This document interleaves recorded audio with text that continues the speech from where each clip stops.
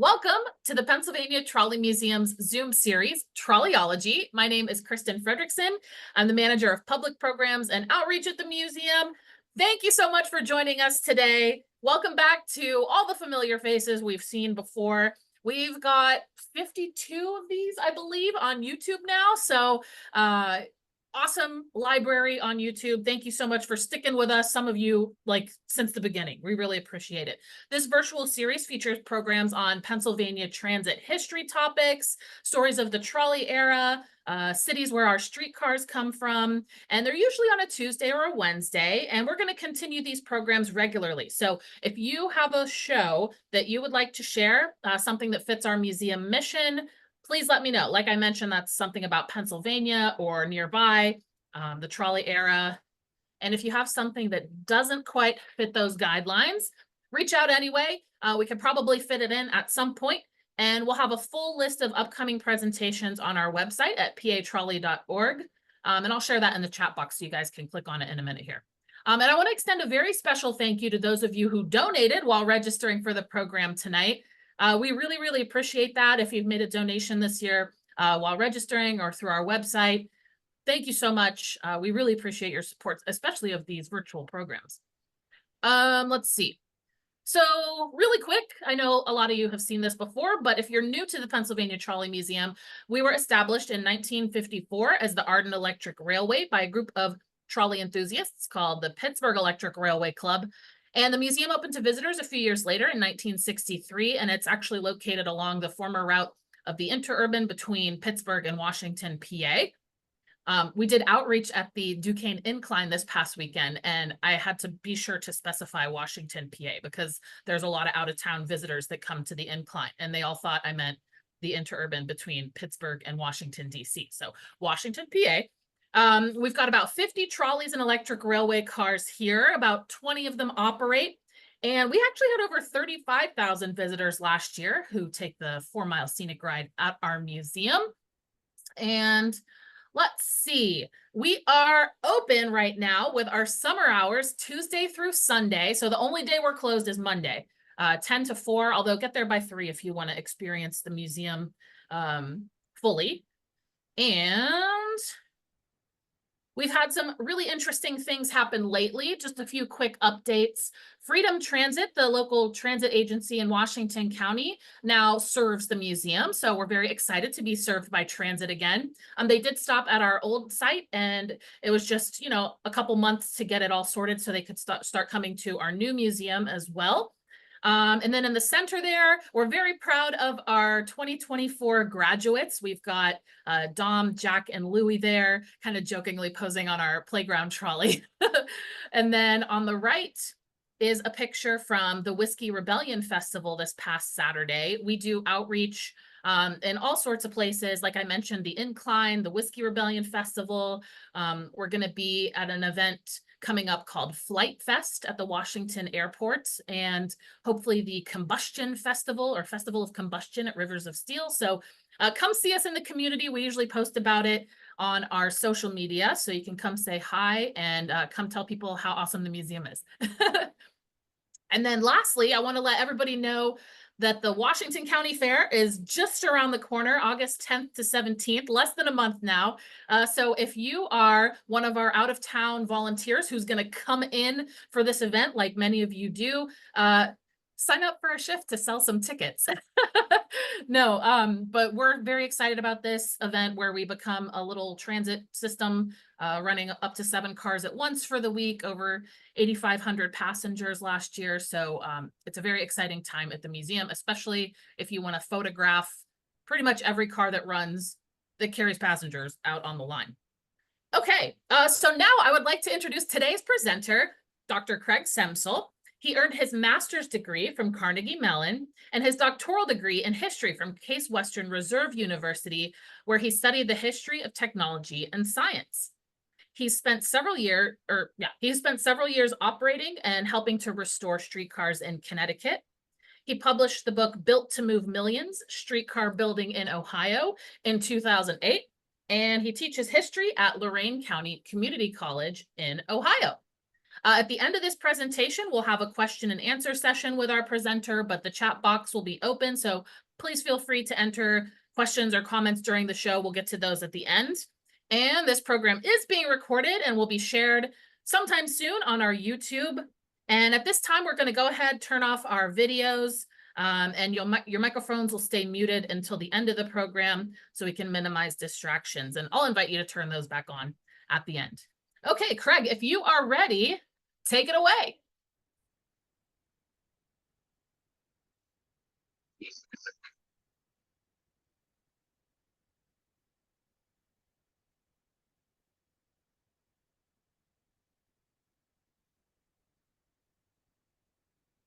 Is it working for you? Okay, we seem to be working now. Might be the internet connection. Uh-oh. Are we go?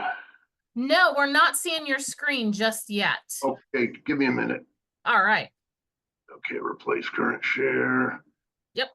Share. Yeah, we should have it now. Yes, it is up. Perfect. Wonderful. Well, thank you to Kristen and the Pennsylvania Trolley Museum for inviting me to share with you one of the many topics that I've looked at over the years researching transit history, and that's Cleveland and its subway cars, or subway lines rather. Cleveland did have a small subway for a period of decades, but most of the plans and proposals that Cleveland has had for never got built. And I want to talk to you about the one that actually got built and a few of the ones that got away. Before I do so, however, I thought I would put up this slide. This shows you a map of Cleveland Street Railways about 1900. Cleveland is located right on the south shore of Lake Erie, is divided roughly into eastern and western sides by a very twisty, windy, crooked river valley. The street lines themselves radiate from a focal point downtown. They kind of go out sort of in the shape of a fan.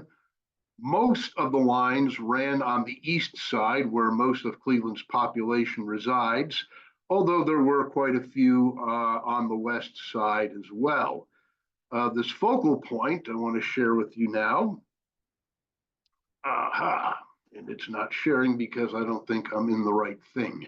Oh, if you click on the screen and then use your try to advance, it should advance. Although we're seeing the UCam using the webcam. Oh, there it is. Thank you. Yeah. Are you able? You're talking to the last of the log generation here. Am I able to what? Oh, are you able to move the UCam? I don't know if you see that notification at the top of your screen. It's like a little green bar that says UCam is using the webcam. Yeah, I can't see it. Oh, it's probably covered up by the yeah, the Zoom meeting controls. is being recorded. Okay. Okay. Well, we'll keep it going and see how it turns out. I should be able to get things now. Okay, great. You're looking at Public Square. This is Public Square about 1907. It is considered the center of Cleveland. It is divided roughly into four quadrants. The northeast and southeast quadrants, and then the northwest and southwest quadrant.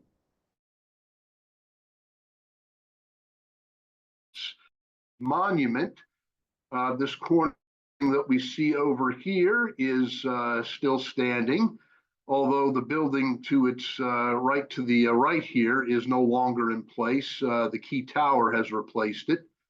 This is the Old Stone Church, a noted Cleveland landmark. And then all of the buildings that you see along this portion of Public Square have been replaced by the Cleveland Union Terminal building. One of the major east side thoroughfares is Euclid Avenue, and it begins immediately behind the photographer and then runs out to University Circle and East Cleveland. This is Superior Avenue, a major east-west thoroughfare. This is Rockwell Avenue, a shorter street that's pretty much confined to the immediate environs of Public Square. And then a block to the north is St. Clair Avenue, which runs east-west as well. This major north-south running street that you see here is Ontario Street. And looking at the picture, this is probably a warmish kind of a day because we have a what looks like a 15-bench open car operating on Superior. Anyhow, this is where most of the streetcar lines in Cleveland eventually wound up. You eventually got to Public Square no matter what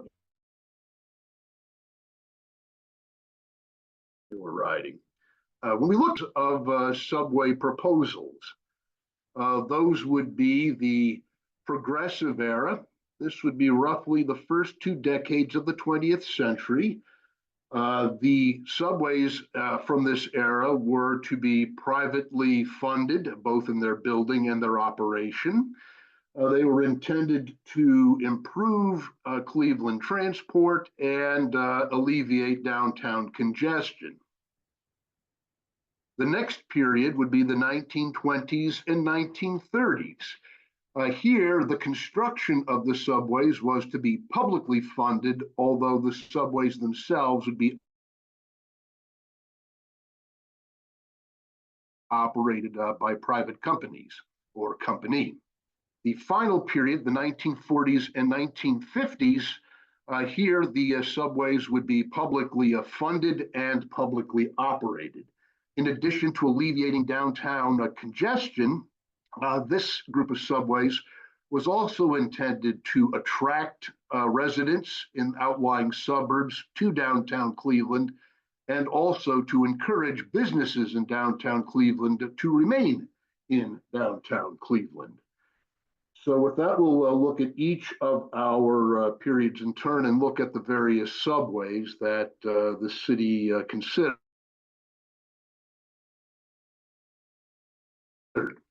Okay, the progressive era subways. Earliest subway plan that I came across appeared in Street Railway Journal in the year 1905. Here you can see downtown Cleveland, just a general map, and then a map of Public Square up close. This really wasn't a subway in terms of subway tunnels and stations, as it was one subway station.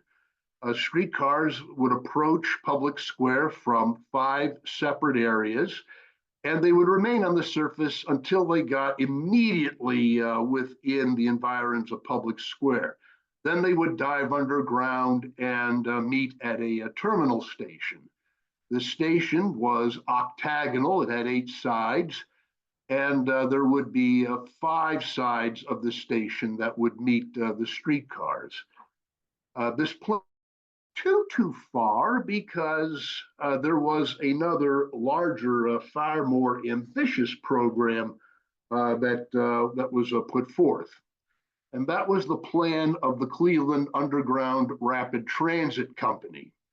This was a very ambitious project, so ambitious that they ran into financial trouble and had to restructure as the Cleveland Underground Subway Company. Heading the Cleveland Underground Subway Company was a man by the name of William Hopkins, who would appear in and out of our story, but would go on to become Cleveland city manager. So what did they propose? The city council of Cleveland gave this company a 10-year window, 1908 to 1918, in order to build, or at least start building, their subway. It was going to have an upper level. This upper level would start construction by June of 1912. By December of 1915, at least one subway line would be open between Public Square and Cleveland city limits. So we're talking a tunnel that is probably anywhere from 3 to 5 miles in length. By December of 1917, there would be at least 5 miles of subway tunnel completed in downtown Cleveland. And then from 1918 onward, the company would complete 5 additional miles every 2 years until the entire upper level was finished. This was to be a streetcar subway. Streetcars would use the upper level exclusively. And the total length of this subway system was to be 31 miles. Imagine 31 miles of subway tunnels underneath Cleveland. Now, this isn't the only thing the company wanted to do. There was also a lower level.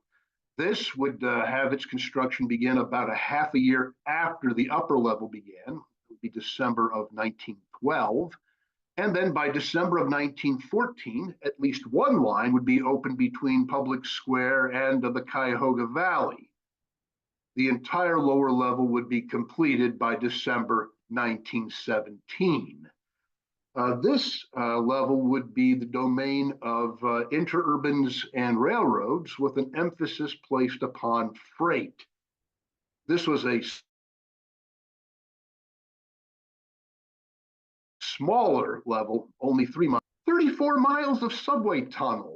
When this was proposed to Cleveland in 1908, this was the single largest subway proposal in the United States.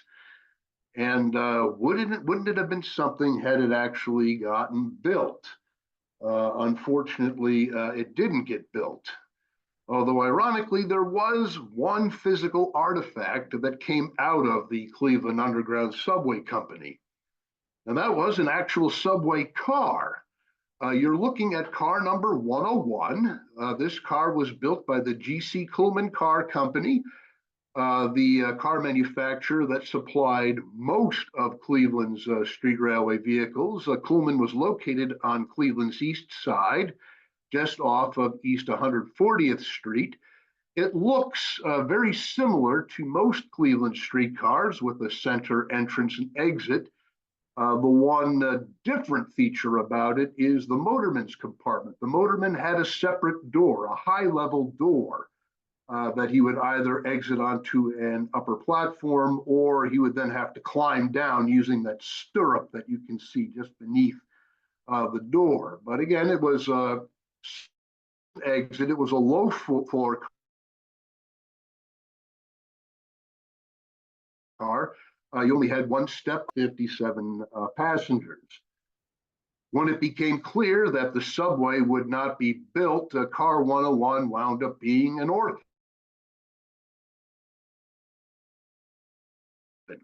And it entered the Cleveland Railway's operating fleet around 1918, 1919. It was rebuilt into a double-ended car, and as a double-ended car went into service on the Lyndale Dinky. For those of you who are not familiar with Cleveland subway streetcars, a dinky line was basically a type of feeder line. It was usually single-tracked, which is why car 101 was rebuilt into a double-ended car. The single-ended dinkies rarely had turning loops or turning Ys. The car was based on the west side at the Lorraine Car House. In service, it ran down Lorraine Avenue from West 98th Street, which is where the car house is located, and then went to West 106th Street, turned south, went to Bel Air Street, I believe it was called at the time, and then it ran along Bel Air as far as Matheson. When the dinky was discontinued in 1923, car 101 was laid up at the Lorraine Car House yard and was scrapped in July of 1929. Before we leave the progressive era, there is one other interesting subway to talk about, and that's the Sanders subway. Fielder Sanders was either a Cleveland Railway official or he was legal counsel for the Cleveland Railway. When he saw that the Cleveland Underground Subway Company might not be able to build its vast underground network, he came up with a proposal for a slightly smaller subway. This would involve 3 main tunnels, each servicing a division of Side Division, a division covering the south and southeast streetcar lines, and there would also be an east side division.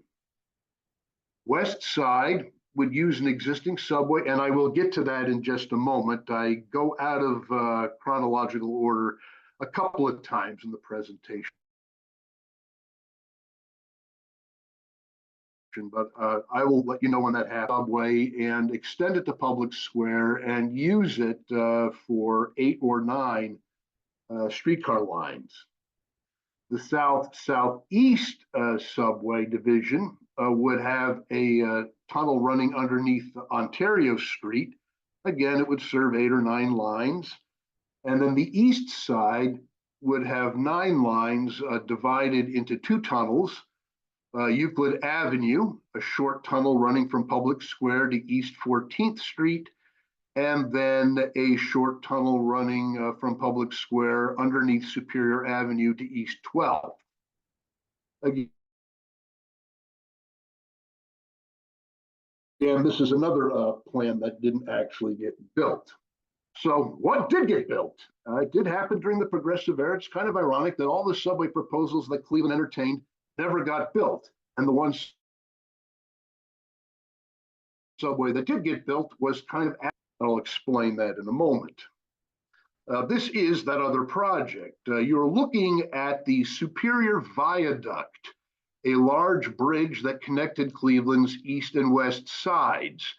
It was opened for traffic in 1878 and was a heavily utilized thoroughfare. The people used this viaduct rather heavily to get between the 2 halves of Cleveland.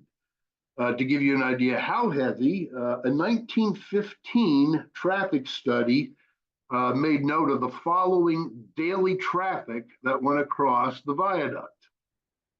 More than 4,700 passenger automobiles, more than 3,400 streetcars and interurbans, more than 1,400 horse-drawn vehicles, and more than 200 motorcycles. This going across the viaduct every day. Here comes the punchline. The viaduct was a draw for a watercraft with a tall mast wanted to go up or down the Cuyahoga River. All the traffic on the viaduct had to stop. The draw span had to be swung open, and the watercraft were allowed to pass through. And this occurred several times a day. With that kind of daily traffic and that kind of disruption, people were looking for a better solution. Their better solution out to be this. You are looking at the Detroit Superior Bridge.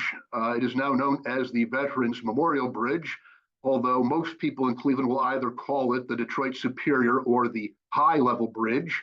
It was built, its clearance between the underside of the bridge and the river is sufficient to allow even the largest of lake freighters to pass beneath it.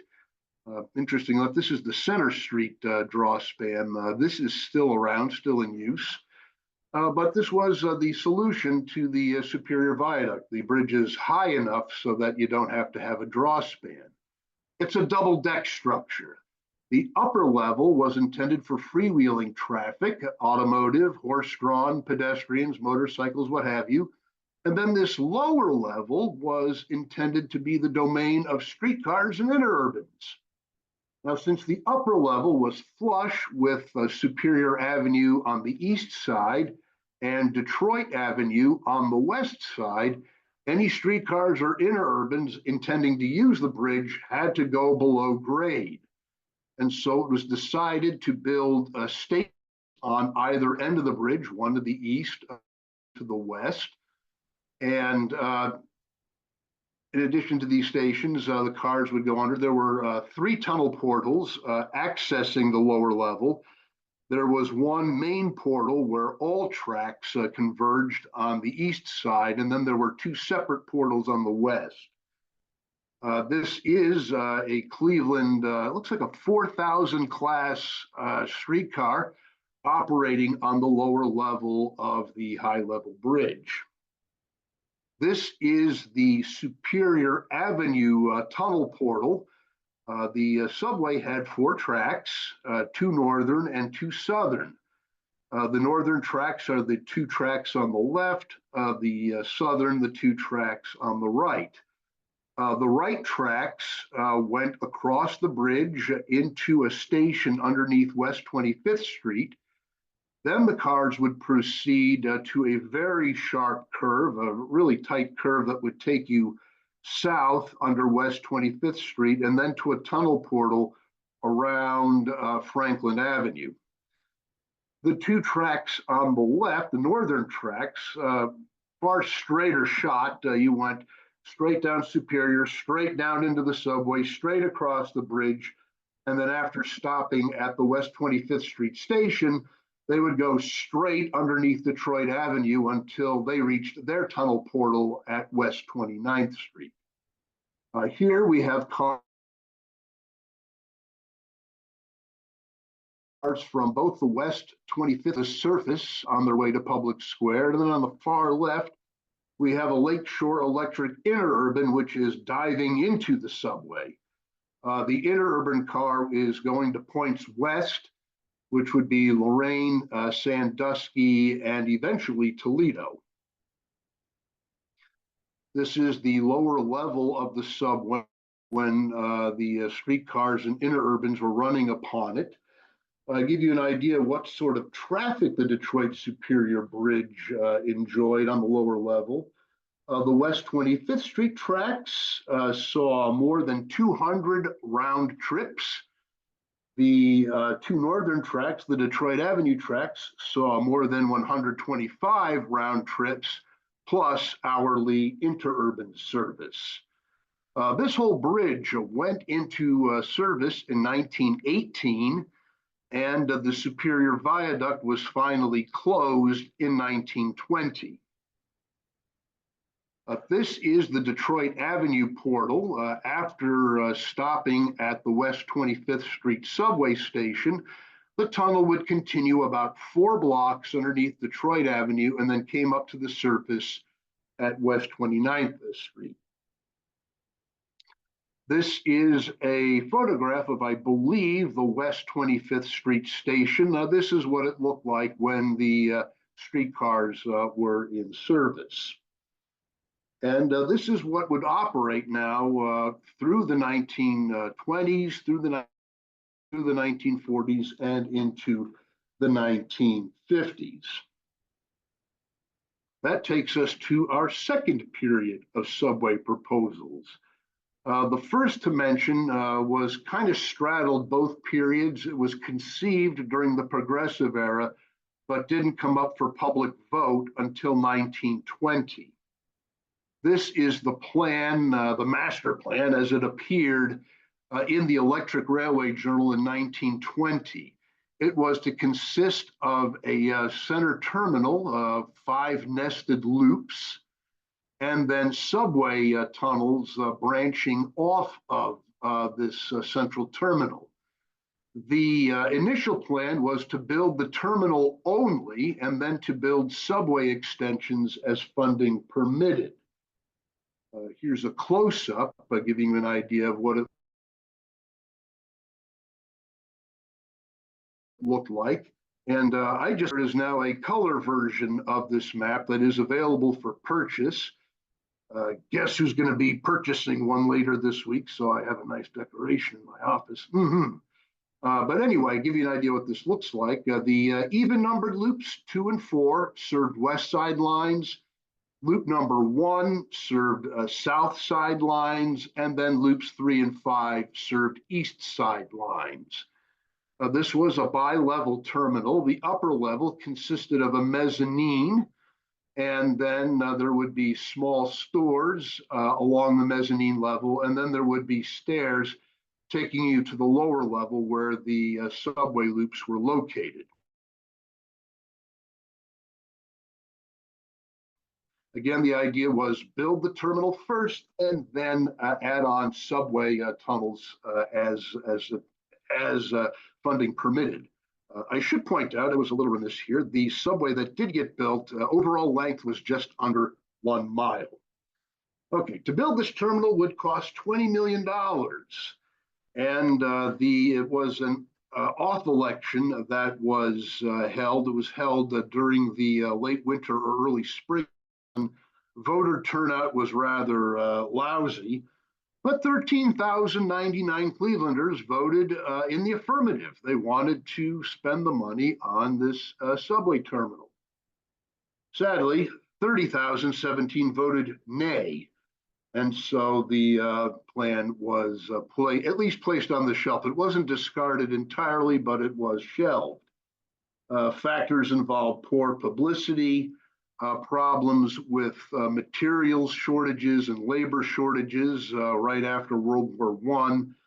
And probably there were a lot of Clevelanders who were disgusted over this incredible promise made to them by the Cleveland Underground Subway Company, only to get nothing the end of it. The line didn't just, the proposal didn't just include downtown subways. The subway lines would then have protected rights of way going all the way out to the western suburbs, almost to the county line. This particular line along North Ridge Road would have been interesting had it been built, because today that area is this. It is called Crocker Park, a combined residential and commercial district, very popular with West Siders. People love to go shopping there. There's a lot of restaurants and such. And wouldn't it have been something if there had been a rapid transit surface line connecting this facility with downtown Cleveland? Kind of hurts. This is the east side of the proposal. And again, you can see the lines were nearly extended all the way out to the county line. So again, it would have been a great thing had it been built.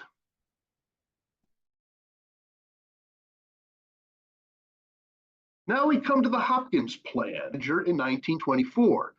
Cleveland was one of a number of cities that did away with or experimented with doing away with the office of mayor. They replaced the mayor with a city manager. Hopkins was an effective manager and knew the transport business. He just didn't know the subway business too well. Today, when Clevelanders think of Hopkins, this is how they remember him. They remember Hopkins as an aviator. As a matter of fact, Cleveland Hopkins International Airport is named after William Hopkins, as he was instrumental in having that airport built. But this isn't his airport, this is his subway plan. In 1906, he suggested 3 lines, one running from Public Square to University Circle beneath Euclid Avenue. This would probably be, about a 4-mile subway tunnel or so. The second would run from Public Square to East 105th Street under St. Clair. That's probably a 3.5-mile tunnel. And then another tunnel that would actually tie into the existing subway. The subway would be extended underneath Superior Avenue so that it went under Public Square. It would make the sharp turn onto West 25th Street, although it would stay under West 25th Street as far as Lorraine Avenue, then make another sharp turn to the west, and then the tunnel would run all the way out to West 100th Street. Again, Hopkins's plan did not meet with any success. Then came 1930 and the Cleveland Union Terminal. This was opened in 1930. There's the famous terminal tower structure. And what can we say about this? The Cleveland Union Terminal was the product of the Van Sweringen brothers, the same brothers who developed the suburb of Shaker Heights, envisioned rapid transit style streetcar operation.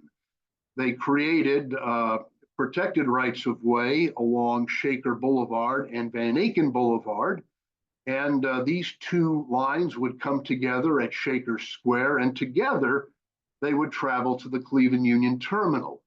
The Van Sweringens hoped that there would be as many as 8 rapid transit lines coming into the terminal, but as it turns out, the Shaker Rapid would be the only one, at least the only one for a few decades.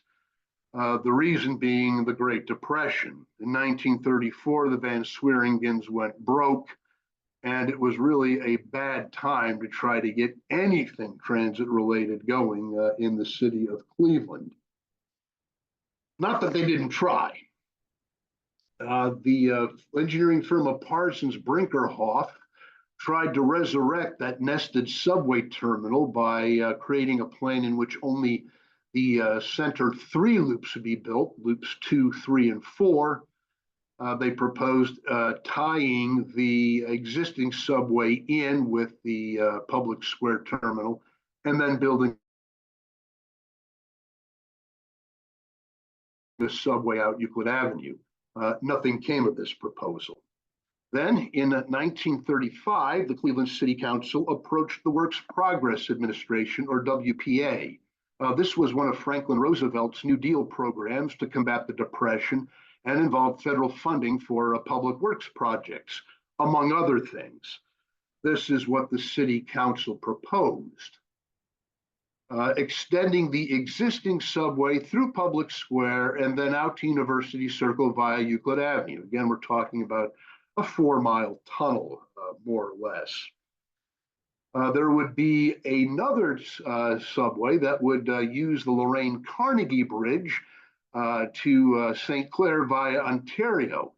It's unclear where this subway actually would have started. It might have started on the east side on Ontario Street, or it may have utilized a lower level on the Lorraine Carnegie Bridge. Today, the Lorraine Carnegie Bridge is known as the Hope Memorial Bridge. Most people simply refer to it as the Lorraine Carnegie, and it is this bridge that has 8 rather impressive statues that are known collectively as Cleveland's Guardians. Since the Cleveland Indians now play along Ontario Street, very close to the bridge, a few years ago, they renamed themselves the Cleveland Guardians after the statues on the bridge. Just a little trivia for whatever. Let's see what else we have here. Yes, the Square to East 13th Street via Superior Avenue. The total cost was estimated to be $40 million. And sadly, the WPA turned Cleveland down. This brings us now to the plans of the 1940s and 1950s. Before I go any farther, however, I want to backtrack just a little bit to discuss how Cleveland's transit operations were managed. During the first few years of the 20th century, a progressive mayor by the name of Tom Johnson tried to municipalize Cleveland's street railways. The Cleveland Railway charged a 5-cent fare, and Johnson felt that if the city took the streetcars over, they could provide service at cost, reducing fares to only 3 cents. All Johnson really had to do was bide his time as fairly short-term, and all would more or less expire by around 1908, 1909. When they did, Johnson stepped down as mayor, actually took over operation of the streetcars, charged the 3-cent fare, and within a few months had bankrupted the system. So, a judge by the name of Taylor created what was known as the Taylor Grant in 1909. This would go into effect in March of 1910. The Cleveland Railway was to be left in private hands. The affairs of the street railways, however, would be presided over by a city employee, a street railroad commissioner. The most famous of Cleveland's street railroad commissioners was Peter Witt, whom you may have heard of. He's the guy that the Peter Wood streetcar was named after. Fares would be kept at the barest minimum that would allow the Cleveland Railway to get a 6% return on its investment, but only just. And this is how Cleveland's. When we get to the 40s, we see the creation of the Cleveland Transit System, or CTS. Under CTS, the city of Cleveland would issue bonds in 1942 to buy out the Cleveland Railway for $14 million. The former Cleveland Railway vice president, a man by the name of Walter J. McCarter, was named general manager of CTS. William Reed was named the CTS chairman. The 1940s were heady times for Cleveland streetcars. Most transit systems nationwide experienced record levels of ridership during World War II. And it was in the latter days of the war that Reed and McCarter began planning for what would be Cleveland's post-war transit system. This is the plan they came up with in 1944, a rather ambitious plan. I'll try to describe it as briefly as possible. It would be based upon PCC streetcars. So all of Cleveland's streetcars would be replaced with modern, streamlined street railway equipment. There would be a subway loop downtown that would have 3 stations. There would be protected rights of way farther out from downtown, similar to what the Shaker Rapid enjoyed. Also, heavy use would be made of the Nickel Plate Railroad's right of way to ensure rapid transit and to minimize construction costs. About 15 to 20 trunk lines using PCC streetcars were envisioned by Reed and McCarter. Then, as the war drew to a close, the following election plans for bus lines. Can't forget the buses. There would be 24 intercity bus routes that would radiate from Public Square. 18 of these would run north-south. 6 of these would run east-west. There would also be 9 feeder bus routes that would service the streetcar lines exclusively. 5 would be east side routes, 4 would be west side routes. Now we can get to 1945. The revised plan called for significant reductions in streetcar operation. Although the subway would be expanded, there would now be 5 stations instead of only 3. But streetcar trackage would be reduced by approximately 2/3. This new plan envisioned an operating fleet that was only 15% streetcars and 85% buses. Noticing this rapid change in plans, the city of Cleveland decided to engage a private engineering firm to see if it had any suggestions for Cleveland. And this was the firm of DeLucaether, and in the late 1940s, they made the following suggestions. First of all, eliminate all streetcar lines, as the cost of upgrading existing infrastructure would be cost prohibitive. All streetcars were to be replaced with buses. New bus routes would be added. Trolley bus routes, rapid transit line would be built linking Cleveland's east and west sides. What you're looking at now is, again, a little bit out of order. This is a 1959 photograph of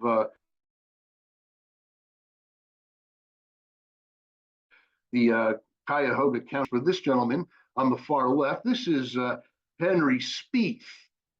In the 1940s, he was chairman of the Cleveland Finance Committee and would be the person who would be paying for whatever transit improvements were going to be made in Cleveland. While he wasn't necessarily opposed to a subway or a rapid transit line, he was very concerned about the segmented nature of the transit plans that were being proposed. He pointed out that for somebody to go from the airport to Public Square, they would have to ride 3 separate vehicles and pay at least 2 fares. He made one rather colorful quote in the 1940s saying, "Now look, we all want to be a large city. We all want to be proud of our city. But at the same time, we don't want to smoke opium pipes. If you're going to build the system, but make sure that it doesn't ignore the people in the suburbs. Make it as user-friendly as possible." And so we go back to the drawing board. Cleveland's streetcars would be replaced with buses. That decision was agreed upon, and it was decided that the subway would remain open only as long as there were streetcar lines using it. The very last streetcar line operated into the winter of 1954. And so with the closure of the Madison Avenue streetcars and the replacement by buses, the subway was closed and would remain idle ever since. Just as an aside, I am to you less than a block from the former Madison Avenue streetcar line. I find that somehow symbolic or poetic or something. Anyway, getting on to the story. Lest the 1950s be looked upon as the era in which the streetcars disappeared, remember the Shaker Rapid is still around, it's still operating, and in 1955, CTS opened that east-west rapid transit line. They called it Rapid, from the Shaker Rapid. The Rapid was built along Nickel Plate Railroad, minimizing costs. You can see a Rapid 2 cars on the left and a steam freight on the right. The original Rapid line had a number of concrete humps, and you can see the train is on one of these humps in the illustration. These humps were built to allow the railroad access to active rail sidings and industrial sidings.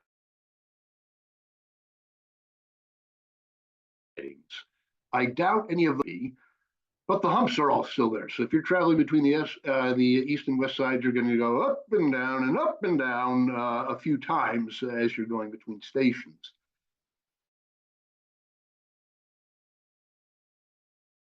The Rapid also Cuyahoga River, and here we have Rapid train approaching West 25th Street station. The Rapid also used the Cleveland terminal stop called Tower City. And the catenary use for the Rapid utilized some of the old catenary towers for the Cleveland Union Terminal. Again, a nice, convenient cost-saving measure. This is what eventually became well, let's see, in the 1970s, the CTS was replaced by a regional transport authority, the Greater Cleveland for short. And this shows you, I'll just give you a quick overview of how that developed. The blue and green lines are the former Shaker Rapid. The Shaker Boulevard line is the green line. The blue is the Van Aken. And the original Rapid, now known as the Red Line, went from the Lewis Stokes terminal at Windermere in the suburb of East Cleveland, 13.1 miles to West 117th Street and Madison Avenue, which is the border with the suburb of Lakewood. This was the configuration of the original system. It cost $29.5 million to build. That was using federal funding. Opened in 1955. In 1958, it was expanded to West Park with one intermediary station. And then in 1968, it was extended again, this time to Cleveland Hopkins International Airport with 2 intermediary stations. I should point out that the Cleveland Hopkins International Airport terminal for the Red Line is underground. So in a way, William Hopkins got his subway after all. It's a very short subway, but it is in fact underground. And it's also one of the geniuses of the Cleveland Rapid. Unlike a city like Boston or New York, where you have to take a shuttle bus or a shuttle rail line from an existing rapid transit line into the terminal complex, the red line on the rapid red line that will take you right underneath the airport terminal. When you step off the train, all there's rather convenient. In 1960, a new station was opened at East 34th Street. This is the Tri-C campus or main campus. Tri-C stands for Cuyahoga Community College. Try saying that 5 times fast. And then in the 1990s, the Shaker Rapid was extended out along Cleveland's waterfront, a rather convenient line when the Cleveland Browns are playing home games or people get to the Science Center or to the Rock and Roll Hall of Fame. Then in 2015, a station was closed at East 120th Street and replaced with another station at Little Italy. Almost nobody goes to East 120th Street, but just about everybody in Cleveland winds up in Little Italy at one time or another, so that move made sense. When I was a student at Case Western, I was probably one of only 10 people who used the East 120th Street station with any regularity. Sizzling around the corner and then realized, oh, there's somebody waiting on the platform for me. Anyway, happy times. Anyway, that's a little bit about the current rapid. So let's get back to the 1950s and all these subway proposals. During the late 40s and early 1950s, the Cuyahoga commissioners and the Cleveland City Council would be exposed to no fewer than 25 separate subway proposals. This is typical of what most of them look like. They would branch off of the Rapid just west of the Cleveland Union Terminal. There would be a station at Public Square, a station at East 9th Street, a station at East 14th Street. This is Cleveland's theater district. And then at Woodland Avenue before rejoining the Rapid. Rapid trains would have to be designated so that passengers knew if they were going to the Union Terminal or if they were going to be diverted through the subway. One thing that always bothered me about the plans is that these stations, despite the appearance of the map, are fairly terminal station to Public Square. And it's not a bad walk from Public Square to East 9th or even from East 9th to East 14th Street. So this was definitely a convenience factor for people who wanted to get off near the office buildings at each of those stops.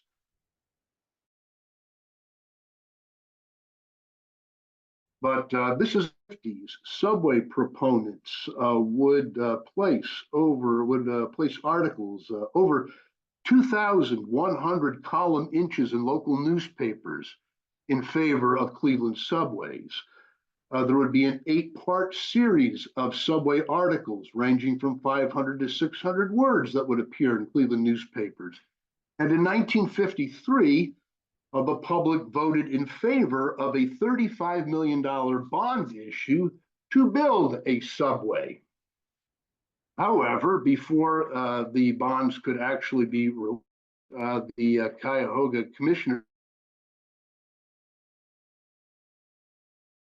county commissioners had to approve through this gentleman. This is Albert S. Porter, Cuyahoga County engineer since 1947. He would stay in that post until the late 1970s. Porter's star was rising in the 1950s, and he would go on to chair the local Democratic Party for most of the 1960s. He was anti-subway, anti-rail transit. He only approved of rapid extensions very grudgingly, very pro-automobile, very pro-highway. And he had some very serious misgivings about a subway going into downtown Cleveland. Should you go to City Hall, there are well over 1,000 pages of transcripts of all the hearings that Albert Porter held. And you can see why he is generally portrayed as a villain in these stories. First of all, he didn't like subways, didn't like streetcars.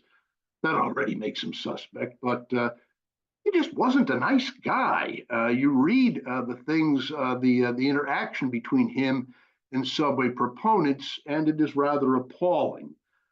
He was rude. He was personally abusive, intimidating, belittling, mocking anybody who thought a subway in Cleveland was a good idea. Rather hostile attitude, and it's really unfortunate because he had some legitimate objections. Had the man been more polite, more respectful, but firm on his objection that he has become. But Porter had other problems that I won't go into. But this is a guy that definitely was an obstacle. And the problem was his objections were fairly legitimate. First of all, he noticed that no proposal really dealt with the suburbs adequately. By the end of the 1950s, approximately half of Cuyahoga County's residents would be in the suburbs, not in Cleveland. And he didn't like the fact that these suburban residents would have to transfer once, twice, maybe even 3 times to get to a downtown destination. He had a problem with it. He was concerned about ridership projections. Subway proponents predicted 150,000 riders a day the day the subway opened. Porter also noticed that there were people who estimated that might generate 150,000 riders per day by the year 1980. That's a broad disparity, and he wanted to see some better figures that gave a more realistic idea of how many people would actually be using this system. He was confused about what type of subway was being proposed. None of the plans really agreed with others. Some plans called for a deep bore. Others called for a shallow open cut subway. There was little agreement as to the routes the subway would take, where the stations would be located, even how many stations would be in the tunnel at all. And he had a problem with this. And one of those who favored the subway, no serious effort was made to incorporate the Shaker Rapid with the subway. He wanted to know why, and answers were not forthcoming. So by the time we get to the end of the 1960s, or 50s rather, nothing had been done. This is a Cuyahoga County Commissioner hearing in 1959. They're hearing about a half-hearted attempt at a short open-cut subway. That plan wasn't developed very far and went absolutely nowhere. And with the expiration of the bond authorization in 1959, further action was taken on a Cleveland subway. So has Cleveland learned its lesson? Maybe they have, maybe they haven't. But one promising thing that has emerged of late, in 2008, the RTA opened up the Euclid Avenue Health Line. This is a line that operates along a semi-protected right-of-way down the center of Euclid Avenue. It originates in Public Square, goes out to East Cleveland, and the Red Line terminal at Stokes Station, Windermere. It is called the Health Line because it passes right through the campuses of the Cleveland Clinic and university hospitals. But it does a lot more than that. It also passes through the Theater District, through Cleveland State University, through Case Western Reserve University. It goes into University Circle, very close to, actually right next to Severance Hall, where the orchestra is located and where many of Cleveland's famous museums are located. It also stops outside Lakeview Cemetery. This is a line that is enjoying growing ridership, and there has been considerable economic development along the Health Line's route. If you go out to the outer edges of the campus of Case Western, you wouldn't recognize it from even 20 years ago. It's amazing how much that area has built up. This is an image of what the Health Line looks like inside. And should ridership ever get to that lofty high level, it could be converted to light rail if necessary. The subway has reappeared in Cleveland news of late.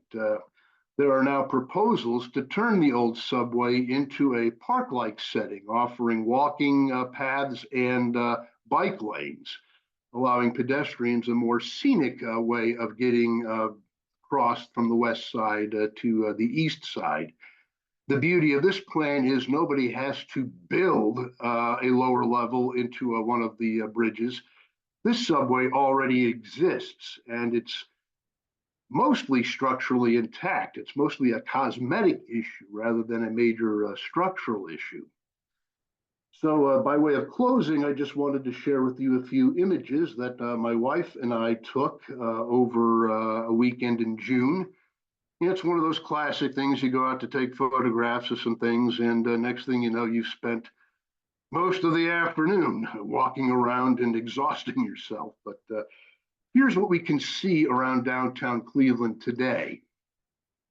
This is West 25th Street near Franklin Avenue. This is where the West 25th Street tunnel entrance once was located. You can't see any of that today. This is the Detroit Avenue subway portal at West 29th Street.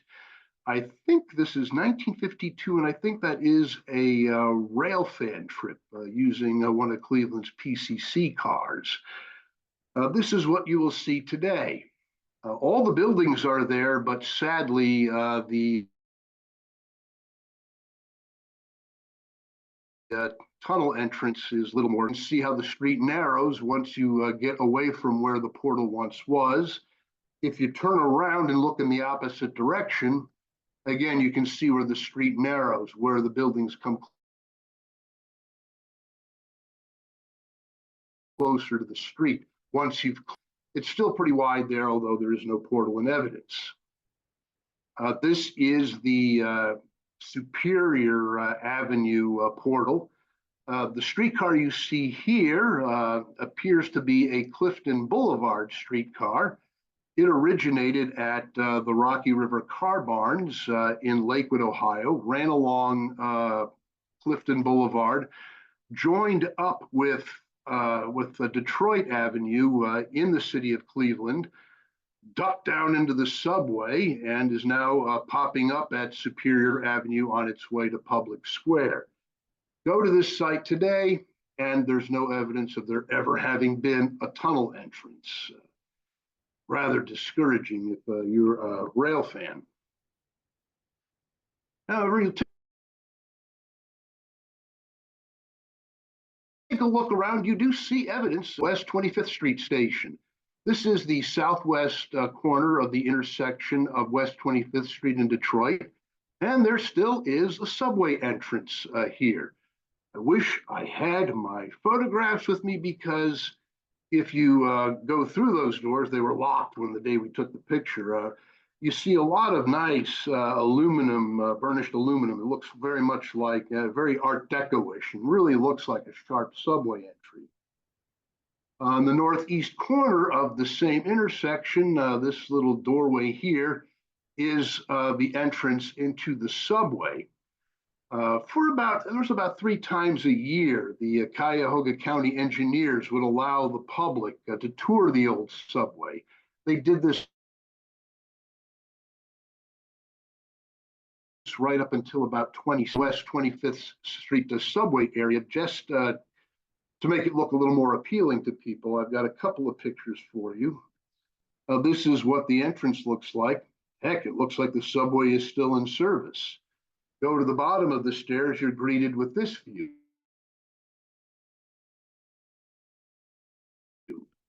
Look at that tunnel. It really looks like this is a happening.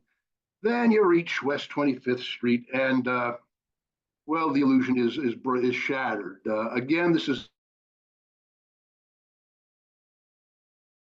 not so much structural. This is a consequence of public utilities being lowered and brought through the subway station at numerous times. Although if you take a look down here, you can see some of the rails are still in place. You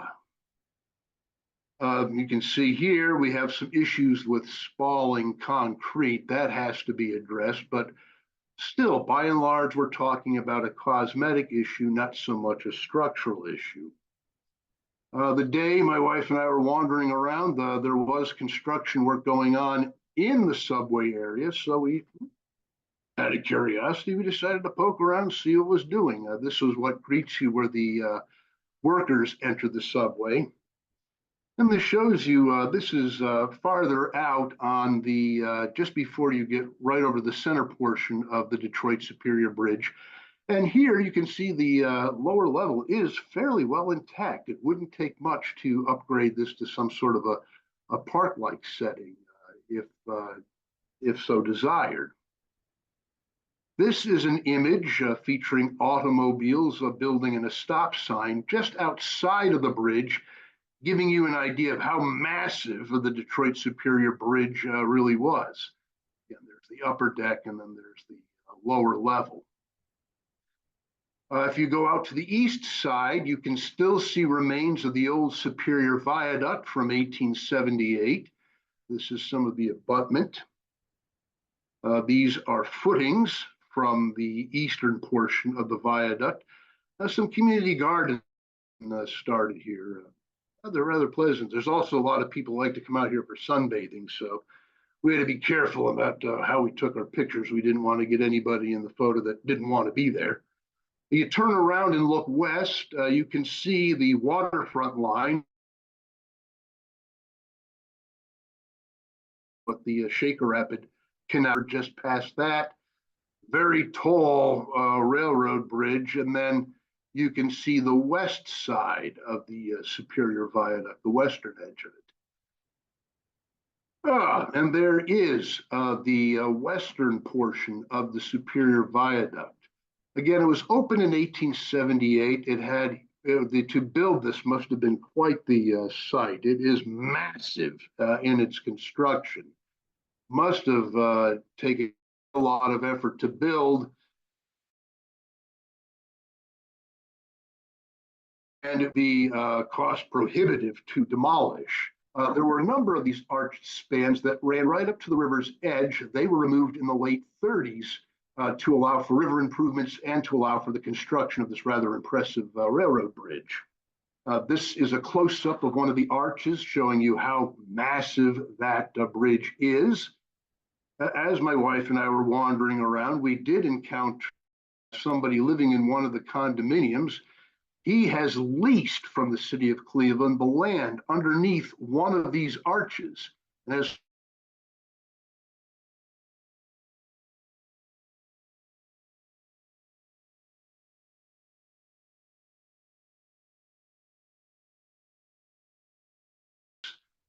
this is the current end of the Superior Viaduct. Hey, Craig, I'm sorry. Your audio went out for like about 10 seconds on that last slide of the arch. Could you repeat Want me that? to back up? Yeah, just the last slide. This Thanks. one here? Okay, I'm Yes. sorry about that. Again, this shows you the massiveness of the construction of the viaduct. Again, my wife and I encountered somebody living in a condominium nearby. He has leased from the city of Cleveland the land beneath one of these arches and has created a private park. Gorgeous park-like setting and remarkable outdoor acoustics. That stone arch really does something, and we were suitably impressed. Again, this is the end of the viaduct, and I'm going to draw your attention to the writing here, a close-up I have for you. Dynamited January 6th, 1939. That's how they got rid of the easternmost arches of the span to make way for some river improvements. And there is a sign there commemorating that fact. If you go up on the deck of the old Superior Viaduct itself, there's a lot that remains, including the old handrails. Again, this is 1878. Things didn't cost as much in 78 as they do today. But notice there was an effort on ornamentation, making the bridge appealing to those who would be using it. You get a remarkable view of the high-level bridge, the bridge that replaced the viaduct. And of course, there is our little Center Street drawbridge. When this drawbridge swings open, it is entirely over land. There is not a single part of the bridge that sticks out over the river, which is a good thing because some of the lake freighters come rather close to the edges on both sides of the river. On the deck of the viaduct, the streetcar tracks are still there. These are the eastbound tracks. Over here are the westbound tracks. Cleveland was a standard gauge street railway system. We didn't use Pennsylvania standard, although Kristen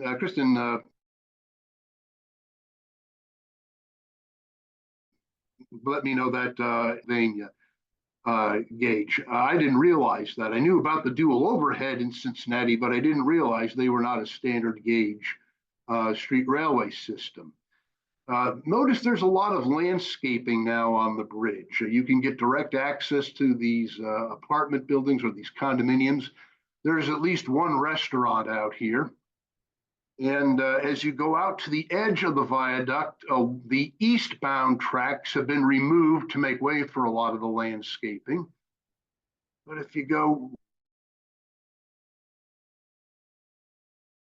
right to the edge and look over, you see this interesting relic of the past. I'll give you a close-up of that sign. Sign says Powerhouse, Woodland Avenue and West Side Street Railroad, 1892. Cleveland has a lot of gorgeous street railway relic, other capacities. Among other things, the Powerhouse now houses Cleveland's aquarium. And also leave you with this note. This is another artist's rendition of what Cleveland subway could look like in the future. So the future isn't necessarily pessimistic. There are some reasons for hope. People are seeing the structure that remains. And at this point, I would just like to thank all of you for your patience, for putting up with me for this hour plus. And again, thank you to Kristen Fredrickson and to the Pennsylvania Trolley Museum for allowing me to share all of this with you. Thank you very much. Thank you so much, Craig. That was great. I enjoyed the history and the modern outlook on the subway.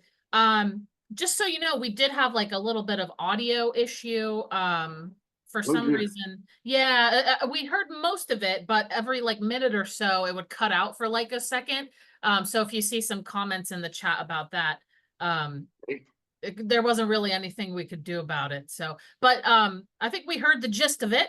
Yeah, yeah, everyone's saying thank you for the interesting presentation. Before we get to questions, I did want to let everybody know really quick what's coming up here at the Trolley Museum, the Pennsylvania Trolley Museum, I should specify.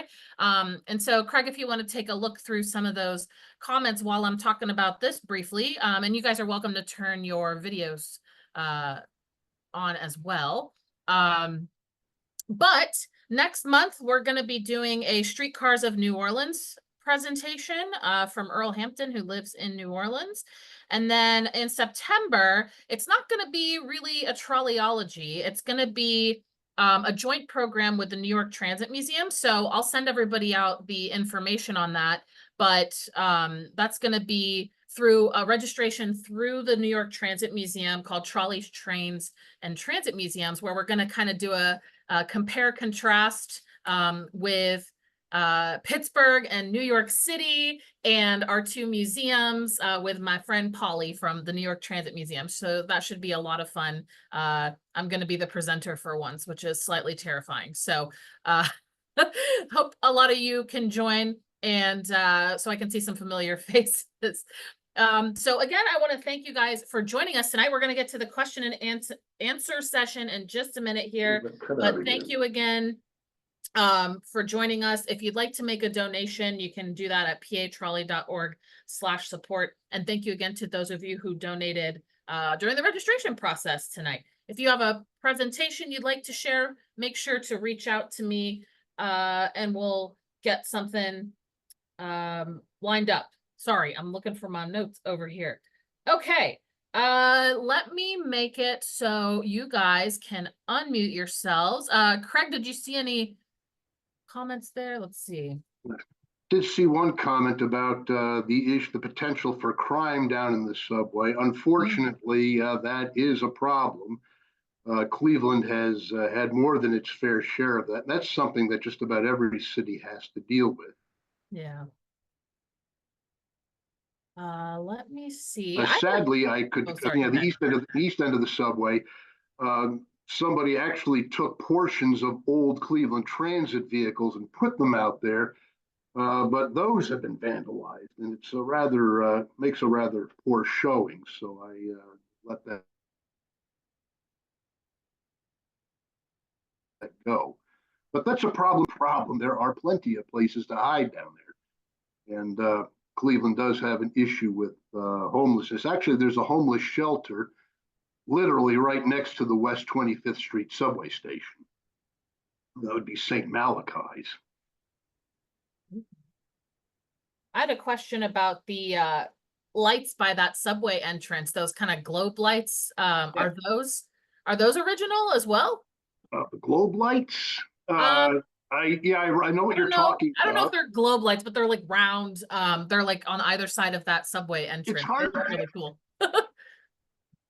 It's hard to say. I've seen a number of pictures from various time periods of that entrance, and every one of them looks different to me for some reason. So at some point they. Okay. Okay, you should be able to unmute yourself now. Lots of nice comments coming in here. If anyone has a question for Craig, you can either raise your hand or directly unmute yourself if you like. And perhaps there are no questions. Oh, let me stop the share here so we can all see each other. I know. Okay. Yeah. People are saying, great look at Cleveland. I was particularly fascinated by the how you said the rapid kind of goes up and down to make way for those the sidings. Did you say that was mostly on the east side or on the whole original rapid part, or where was that again? Hold on a moment. Wait till we get. It's on both the west and east sides. Okay. So anywhere between West 117th Street and really Little Italy, you will experience this up and down business. Huh. That's interesting. Yeah, I wrote a small section of it when I went up to Cleveland for the eclipse earlier this year, but I don't remember that. It must have been very gentle. Or I didn't ride that section of the line. I'm not sure. No, you probably rode on it. It's very gentle. Oh, okay. Okay. Craig, Oh, Craig, go ahead. are there no more tours of the abandoned subway? Has that ended and we could not have access to it? Yeah, the county engineers have not allowed the public down there since 2017. There may occasionally be instances where people are let down there from time to time. Or you could do what my wife and I did, just show up by the West 25th Street station and see if anybody's working. If they are, you can walk in there and ask if you can look around. The Metro Parks opened it up recently, so that they would be the ones responsible for the lower level of the lower level park. So I would check with the Cleveland Metro Parks, especially as they seem to be the ones running the show right now. And then if you're in Cleveland and happen to be going by the Detroit Superior Bridge, take a look. You might get there. Right now, they're filming Superman down at the bridge. They did that last week and are continuing this week. So I guess you'll see the Cleveland. What are we up to now? Like, was it Superman 25 or something? Seems like it. Yes. Yeah.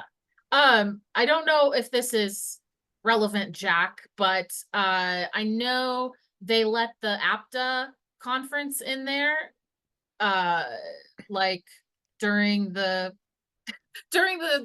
rail conference in June, I believe. And then in the chat, it looks like Paul Grether just sent a link. I just see that, yes. Being available again. I'm clicking on it right now. Oh yeah, look at this. Pictures of people in the bridge. So yeah, that looks exciting. It says they're by reservation only and require a signed release form, valid ID, no walk-ups. Oh wait, it says walk-ups can be accommodated on a first come first serve basis. So yeah, if you want to learn more info, check out the link that Paul just shared in the chat. So yeah, you can go see for yourself what we saw during the presentation today. It's really, if you get an opportunity, it is really fun to walk across the Cuyahoga River on the lower level. They used a grate. Now I think they've got wood or maybe even some concrete over it. But at one point, you could go over the grate, literally look down and lake freighter passing beneath your feet. It's a really peculiar sensation, but well worth the trip. Yeah, fascinating. It says June through September on the second Sundays. So, yeah. Kristen, if I may, I had a question. Sure. Question about the subway car. I think it was car 101. Yes. Who purchased that? It wasn't Cleveland Street Railway, right? And why did it have low floor entrances? If it was a subway car, wouldn't it have needed high platform 3-foot entrances? Okay, yeah, I can answer. First of all, the upper level of the subway it was intended for was going to be a streetcar subway, so they would have had low floor entrance, similar to the Green Line in Boston.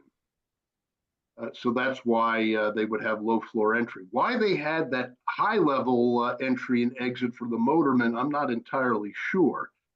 I really don't know what could be gained from that. What I see is a really annoying climb up and down to get into the cab. I think it was originally built for the Cleveland Underground Subway Company. I think they purchased it from Coleman in the hopes of using it as a demonstrator, trying to get support and investors. But all the plans fell through, and it just wound up going into the Cleveland Railway fleet. Great, thank you. Mm-hmm. Okay. Any other questions for Craig today? Okay. Well, some good discussion there. Thank you so much, Craig, for sharing this with us. And also thanks for such an awesome book that has helped me get acquainted with streetcar like basics and like more, well, that's not working. And with more interesting topics as well. So yeah, if you guys haven't checked out Built to Move Millions Streetcar Building in Ohio, check it out. You could probably find a copy at your local transit museum. And thank you to everybody for joining us this evening. If you have an idea for Trolleyology, please reach out. I'm always willing to listen to those. My email address can be found in the confirmation email that you got tonight. And I hope you can join us in the coming weeks, either on Zoom or in person. Thanks again, Craig. Thanks again, everybody. Have a wonderful week. Oh, Good night. thank you. Bye-bye. Right.